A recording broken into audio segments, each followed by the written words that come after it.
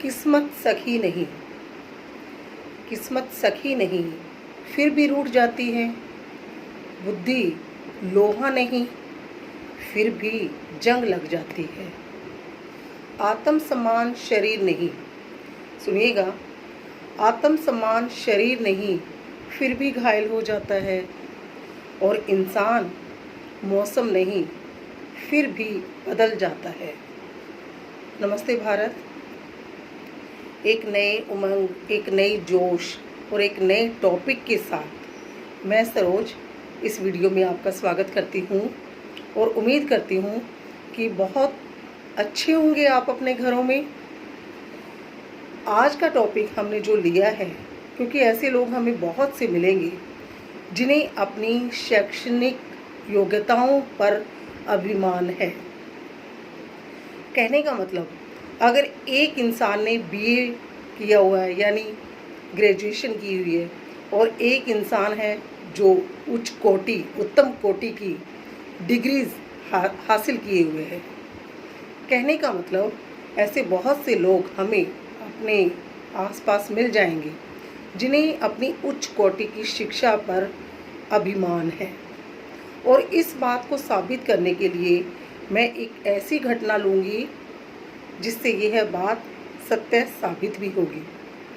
सुनिएगा, एक राजा थे जिनका नाम ब्रह्मदत्त था।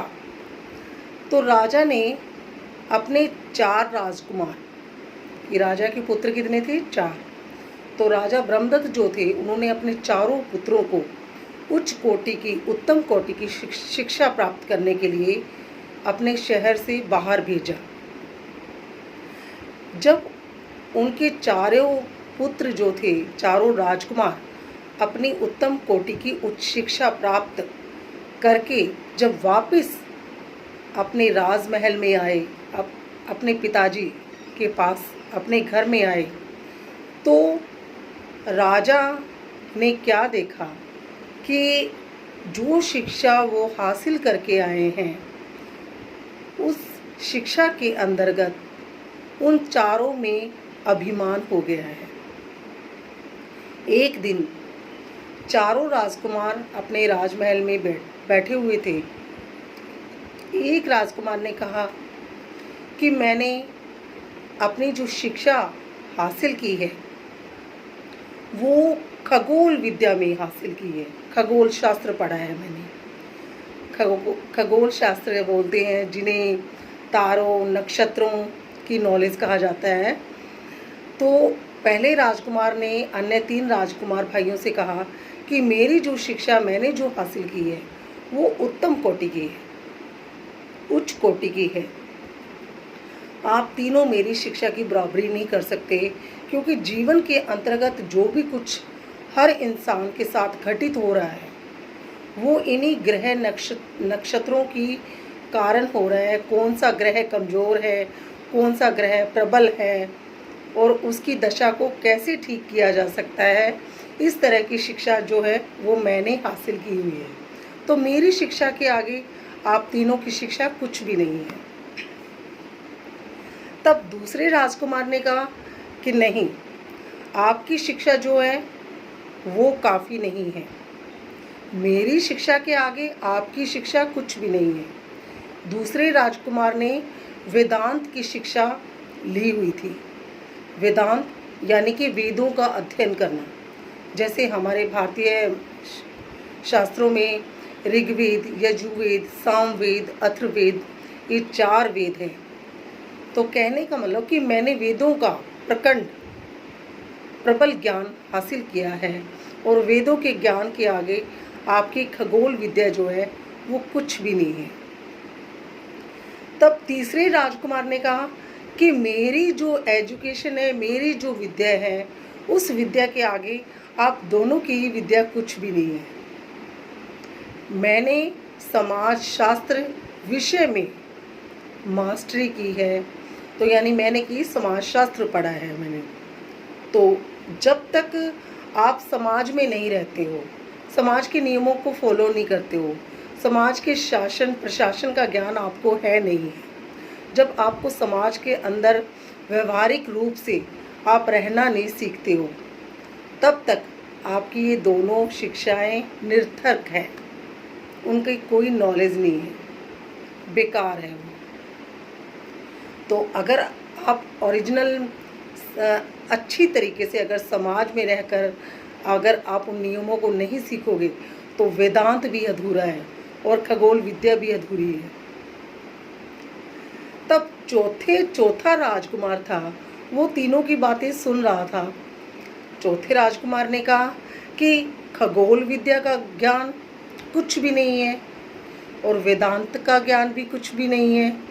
तीसरा जो समाजशास्त्र का ज्ञान है वो भी कुछ भी नहीं है, क्योंकि चौथे राजकुमार ने कहा कि मैंने तो वो एजुकेशन हासिल की है जिसका नाम रसायन शास्त्र है। अब रसायन शास्त्र में क्या होता है कि लोहा और तांबा इनको पिघलाकर इनकी नॉलेज हासिल करके सोना भी बनाया जा सकता है। तो चौथे राजकुमार का कहना था कि मैंने तो रसायन शास्त्र की ऐसी एजुकेशन, ऐसी शिक्षा ली है कि अगर मैं चाहूँ तो मैं लोहा, सोना, तांबा ये पिघलाकर बहुत कुछ बना सकता हूँ और बहुत सारा धन इकट्ठा कर सकता हूँ। मैं इतना पैसा कमा सकता हूँ कि मैं इस पैसे के बल पर, इस सोना बनाने की कला पर, इस सोना बनाकर मैं इतना पैसा कमा सकता हूँ कि आप तीनों की जो एजुकेशन है वो खरीद सकता हूँ, इतना धन कमा सकता हूँ। तो मेरी नॉलेज के आगे आप तीनों की नॉलेज कुछ भी नहीं है। अब राजा जो है वो ये चारों भाइयों की वार्तालाप को सुन रहे थे। उन्हें बहुत दुख हुआ था, क्योंकि उन्होंने तो अपने पुत्रों को इस उम्मीद पर भेजा था ना कि चारों भाई उच्च कोटि की, उत्तम कोटि की शिक्षा हासिल करके वो अपने घर वापस आएंगे। लेकिन हुआ क्या, शिक्षा तो हासिल की, लेकिन इस शिक्षा ने उन्हें अहंकारी बना दिया था। अब राजा ने जब ये अपनी समस्या बताई, राजपुरोहित को बताई, राजपुरोहित ने क्या किया, उन्होंने 4 महीने, सुनिएगा ध्यान से, उन्होंने 4 महीने एक राजकुमार जो है जंगल में 1 महीने तक एक वृक्ष की स्टडी करेगा। ठीक उसी तरह दूसरा राजकुमार दूसरे मंथ में जाएगा, तीसरा राजकुमार फिर तीसरे मंथ में जाएगा, चौथा राजकुमार चौथे मंथ में जाएगा। कहने का मतलब हर राजकुमार का 1 महीना है, जैसे जनवरी, दूसरे राजकुमार का जैसे फरवरी, तीसरे का मार्च, इस तरह। उन्होंने कहा, राजपुरोहित ने कहा कि आप जंगल में जाओ और जंगल में देखो कि एक जो किशुक तरु है, किशुक कहते हैं, एक पेड़ का नाम है, किशुक तरु कहते हैं पेड़ को। कहते हैं कि जंगल में आप जाओ और आपने अकेले ही जाना है और आपने इस किशुक तरु का पता लगा के आना है कि उस पेड़ पर क्या परिवर्तन हो रहे हैं। तब क्या था, एक राजकुमार पहले महीने गया, उसने देखा कि ये जो किशुक तरु है, उस महीने के अंदर, जिस महीने में वो गया था, वो एक ठूठ पड़ा हुआ है। ठूठ का मतलब कि ज़मीन के अंदर ये जो तरु है इसमें कोई प्रोग्रेस नहीं थी, एकदम मिट्टी से ढका हुआ एक ठूठ की बाती पड़ा है। वो 1 महीना बिता के वापस अपने घर आ गया। दूसरे महीने में दूसरा राजकुमार गया तो उसने देखा कि उस जो ठूठ पड़ा था, किशुक जो तरु पेड़ था, उस पेड़ पे छोटी छोटी कोंपलें आ गई हैं, यानी अंकुरित हो गया है वो पेड़। तीसरे महीने में फिर तीसरा राजकुमार जंगल गया तो उसने देखा कि जो किशुक तरु था, जो पेड़ था, उसके अंदर छोटे छोटे फूल आ गए हैं, पुष्प आ गए हैं। चौथे महीने में फिर चौथा राजकुमार अकेले गया वहाँ पे स्टडी करने के लिए जंगल में, तो उसने देखा कि जो फूल लगे हुए थे उन फूलों से उस किशुक तरु पर फल आ गए हैं। अब चारों सीधा अपने राजमहल में फिर से वापस बैठे हुए थे। तब राजपुरोहित ने समझाया कि आपने अपनी नॉलेज जो हासिल की है, जो आप ज्ञान लेकर आए हो, आपने देखा कि एक राजकुमार ने कहा कि जो ये पेड़ मैं जंगल में देख के आया हूँ कि शुक्र वो टूट पड़ा है। अब उसने अपनी नॉलेज जो थी वो हासिल की, उसने देखा, ऑब्जर्व किया उस पेड़ को कि वो टूट पड़ा है। दूसरे ने फिर दूसरे महीने में जाके देखा कि उसमें तो अंकुरन हो गया है ना। इट मीन्स वो नॉलेज थोड़ी सी परिवर्तित होगी। तीसरे ने कहा कि इसमें पुष्प आ गए हैं। इट मीन्स कहने का मतलब नॉलेज का जो स्वरूप था वो बदलता गया, परिवर्तित होता गया। तो कहने का मतलब कि आप सबने ज्ञान जो किया है, ज्ञान जो हासिल किया है वो अलग अलग प्रकार का ज़रूर है, लेकिन ज्ञान की सच्ची सार्थकता वो इस बात में निहित होती है कि आप सभी का जो ज्ञान है वो एक समन्वय लेकर चले। सभी ज्ञान तभी सार्थक होते हैं जब वो साथ लेकर चला जाए, तभी ऐसा ज्ञान समाज के लिए और आगे जाकर देश के लिए सही साबित होता है। जैसे कहने का मतलब, अब सपोज मान लो एक क्लास टीचर है। अब क्लास टीचर जो है वो क्लास में मेन, अब उसी के जो सब्जेक्ट टीचर्स हैं, जैसे हिंदी, अंग्रेजी, पंजाबी, मैथ जो भी है, वो सभी सब्जेक्ट टीचरों को साथ लेके चलती है। जो क्लास टीचर जो होती है वो सभी सब्जेक्ट टीचरों की नॉलेज को साथ में लेकर चलती है। तो आवश्यकता किस बात की है?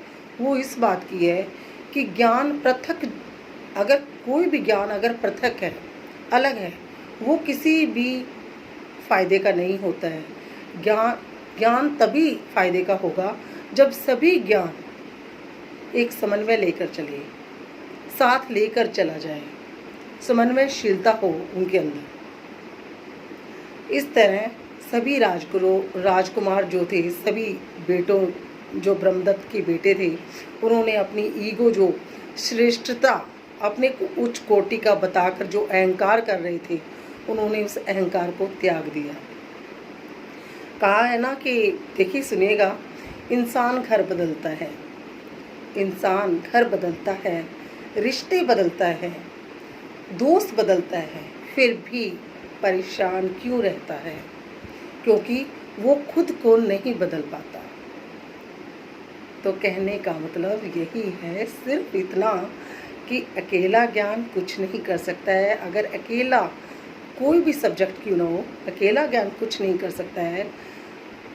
ज्ञान, सभी तरह का ज्ञान अगर साथ में लेकर चला जाए, सबको मिक्सअप कर इस समाज में उसका उपयोग किया जाए, तभी वो ज्ञान सच्चा और सार्थक माना जाता है। हाँ जी दोस्तों, कैसी लगी आपको ये कहानी? तो अगर अच्छी लगी है तो प्लीज़ सब्सक्राइब, लाइक और शेयर ज़रूर कीजिएगा फ्रेंड्स, क्योंकि आपके सब्सक्राइब करने से मुझे तो मोटिवेशन मिलता ही है, और मैं ये भी चाहती हूँ कि आप सबका प्यार भी मुझे मिले। तो प्लीज़ सब्सक्राइब, लाइक और शेयर ज़रूर कीजिएगा। फिर अगले वीडियो में फिर से मिलेंगे हम। नमस्कार।